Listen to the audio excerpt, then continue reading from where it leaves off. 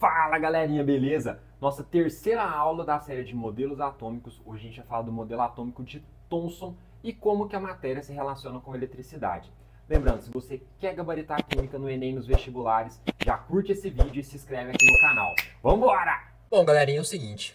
Aula passada, a gente viu que o Dalton conseguiu explicar muita coisa, explicou como funcionavam as reações químicas, as leis ponderais, conseguiu explicar muita coisa, mas tinha uma dúvida que ele não conseguiu e que já perturbava os cientistas há muito tempo, desde a época da Grécia Antiga, que era a natureza elétrica da matéria.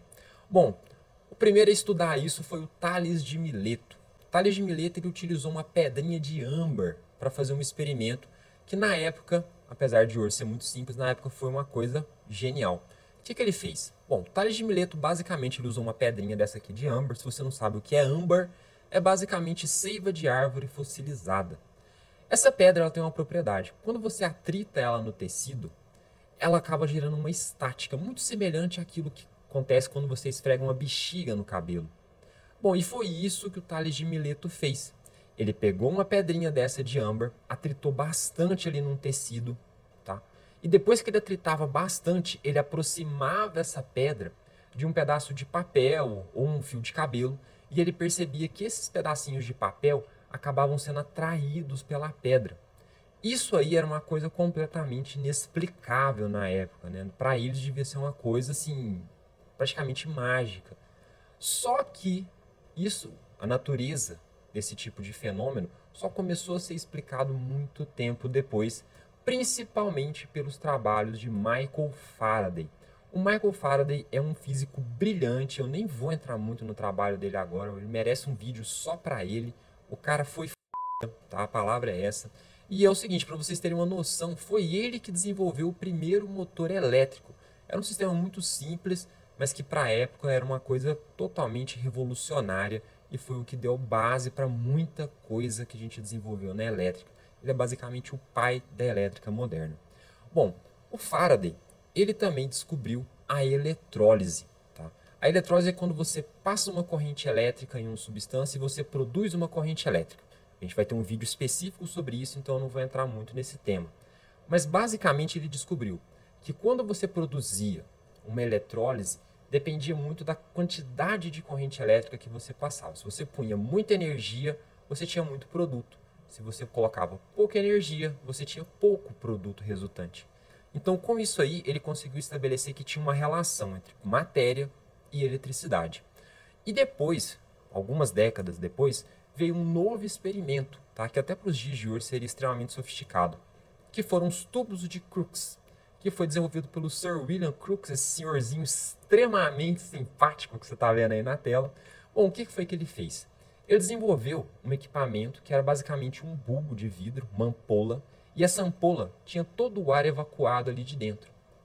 E lá dentro também tinha um ânodo e um cátodo. E os elétrons, eles saíam acelerados de dentro do cátodo em direção ao ânodo. E ele gerava fluorescência ali no fundo dessa ampola. E perceba que tem uma cruz de malta ali dentro. Tá? Esse experimento ele foi extremamente bem sucedido. E dizem que a última coisa em que essa cruz foi usada bem sucedida foi esse experimento. Se você é vascaíno, não vem aqui dar dislike no vídeo não, tá? É zoeira. Então é o seguinte. O que esse experimento provou? Que você tinha uma reação ali dentro, tá? Da eletricidade com a matéria. Mas ninguém sabia explicar o que, como, por quê. Ninguém conseguia explicar. Quem conseguiu explicar isso aí foi justamente o Sir John Thomson. Basicamente, o Thomson fez dois experimentos. Primeiramente, ele chegou um ímã perto dessa luz. Quando ele chegava um ímã perto dessa luz, ele conseguia ver que tinha uma distorção dessa luz próxima ao ímã. Quando ele chegava ao lado negativo do ímã, a luz era empurrada, ela era repelida. Quando ele chegava ao lado positivo, a luz era atraída. O que significa isso? Lembra daquela regrinha da física que os opostos se atraem e os semelhantes se repelem? Exatamente. Se ela era atraída pelo lado positivo, quer dizer que aquela partícula ou aquela onda que gerava aquela luz eram negativos. Agora faltava ele descobrir se aquilo era uma partícula ou uma onda. Como que ele fez isso? ele botou uma pequena hélice, ou umas pazinhas ali dentro, e viu que aquela luz interagia com essas pás. Quando ele disparava esses raios catódicos, o que acontecia? A hélice se movia. Como a hélice estava se movendo, ele podia deduzir, então, com certeza, que aquela luz era partícula, era uma emissão de partículas. Bom, agora o Thomson tinha todas as ferramentas que ele precisava. Ele sabia que a matéria estava intimamente ligada à eletricidade e sabia que a eletricidade era gerada por uma partícula negativa. Então o que ele fez? A primeira coisa foi botar o nome dessa partícula de elétron, ok? Então ele pôde gerar um novo modelo atômico, onde você tinha um núcleo grande e positivo e pequenas partículas negativas que estavam incrustadas ali dentro, tanto na superfície quanto no interior desse núcleo, ok? Agora, uma coisa muito importante que você precisa observar é que esse núcleo ele era gelatinoso. Inclusive, isso vai ser extremamente importante quando a gente estiver falando do átomo do Rutherford, que é o próximo modelo atômico que a gente vai ver, beleza? Então, fica atento nisso aí. E uma coisa que você precisa lembrar é que esses elétrons estavam em movimento. O Thomson ele queria gerar um modelo que explicasse as correntes elétricas. Então, ele queria que esses elétrons se movimentassem. Tá? Então, ficava uma coisa mais ou menos assim. Eles giravam em órbitas ali dentro. Tá? Não esquece disso. Essa noção é extremamente importante no seu vestibular e vai ser importante quando a gente estiver estudando o modelo atômico de Rutherford. Beleza? Então, não esquece desse detalhe. Esses elétrons estão se movendo e o núcleo é gelatinoso. Os elétrons podem atravessar esse núcleo. Bom, galera, e o pudim? Bom, o pudim, na verdade, o Thomson nunca falou de pudim na vida. O Thomson nunca comeu um pudim na vida dele, ok? Mas é o seguinte, quando ele falou de pudim, ele não estava se referindo ao doce que a gente conhece. Na verdade, o que ele estava falando não era de pudim de passas, tá? Não tem nada a ver com pudim de passas. Pode ver que realmente uma coisa não tem nada a ver com a outra. Na verdade, ele estava falando disso aqui. O Christmas pudding, que eu acho que é assim a pronúncia, não sei. Mas a questão é que esse doce ele é muito consumido na Inglaterra. E ele estava se referindo a esse doce quando ele fez essa analogia. Se você observar, ele é todo gelatinoso e ele tem algumas uvinhas passas ali dentro, tá? Que nem o modelo que ele propôs, tá? Só que os elétrons estão em movimento, não esquece disso, ok? Beleza.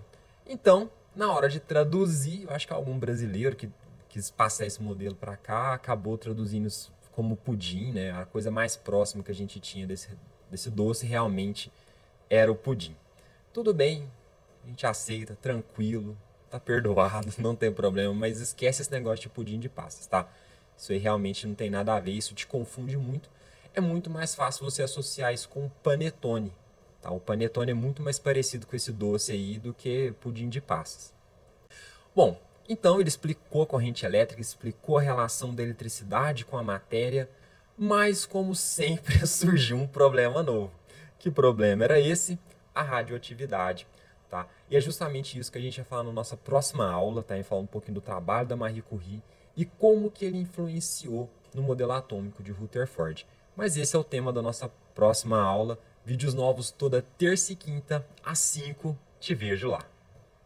Ah, e não esquece, se você quer gabaritar a química no Enem nos vestibulares, já se inscreve aqui no canal e ativa o sininho para receber todas as notificações.